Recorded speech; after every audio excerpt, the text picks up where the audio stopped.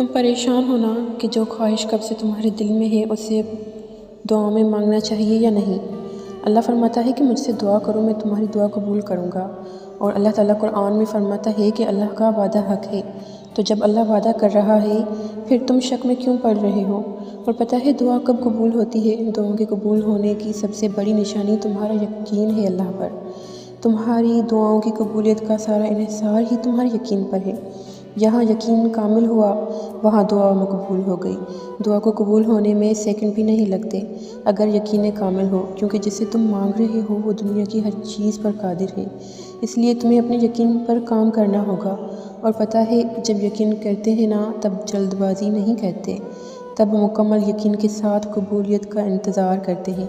रसूलुल्लाह सल्लल्लाहु अलैहि वसल्लम ने फरमाया, बंदे की दुआ तब कबूल होती है जब तक कि वो जल्दबाजी ना करे और ये ना कहने लगे कि मैंने तो दुआ की थी लेकिन मेरी दुआ कबूल नहीं हुई। जब तुम अल्लाह से कोई ऐसी चीज़ की तलब कर रहे होते हो जो तुम्हारे लिए मुश्किल होती है तो तुम्हें शैतान ज़रूर बहकाता है, तुम्हें तुम्हारे यकीन से हटाने की कोशिश करता है।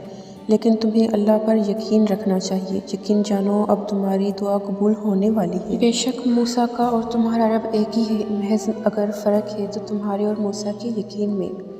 तो तुम पैदा करो ना अपने अंदर मूसा जैसा यकीन, और फिर देखो तुम्हारे लिए वो कहाँ कहाँ से रास्ते निकालता है, जहाँ से राहों का निकलना तुम्हारे लिए नामुमकिन है।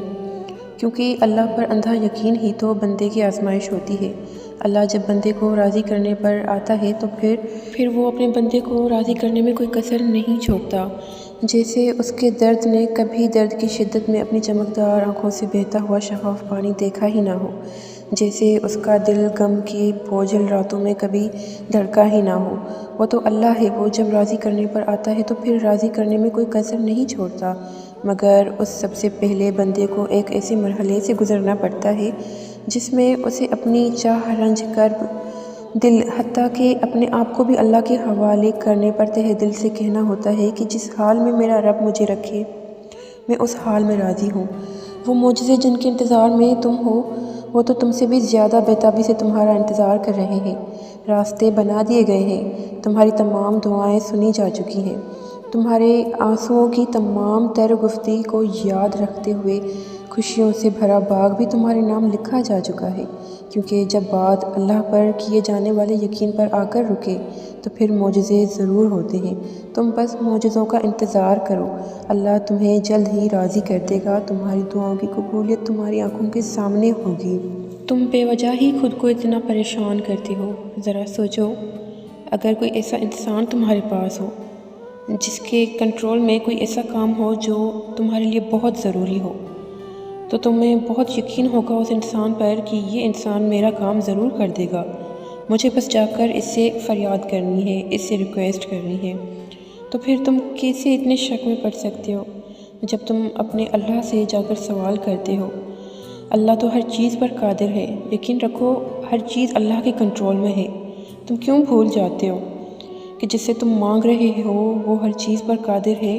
अल्लाह चाहे तो सेकंड्स में तुम्हारी दुआएं कबूल कर सकता है, अल्लाह चाहे तो पलक झपकते ही सारे हालात बदल सकते हैं। तो बस यकीन रखो, तुम्हारा काम तो बहुत आसान है, दुआ करना और सब्र करना और सब कुछ अल्लाह पर छोड़ देना। जब तुम इतने यकीन के साथ अपनी हर चीज़, अपना हर मामला अल्लाह के हवाले कर देते हो तो अल्लाह भी तुम्हारे मामले को 1000 गुना ज़्यादा बेहतरीन तरीके से संभालता है। तुम सोच भी नहीं सकते अल्लाह ने तुम्हारे लिए आगे कितनी आसानियाँ रखी हैं। बस थोड़ा सा सब्र करो और दुआएं मांगते रहो और अल्लाह पर अंधा यकीन कर लो। बस तुम्हें करना तो इतना ही है कि अल्लाह पर यकीन।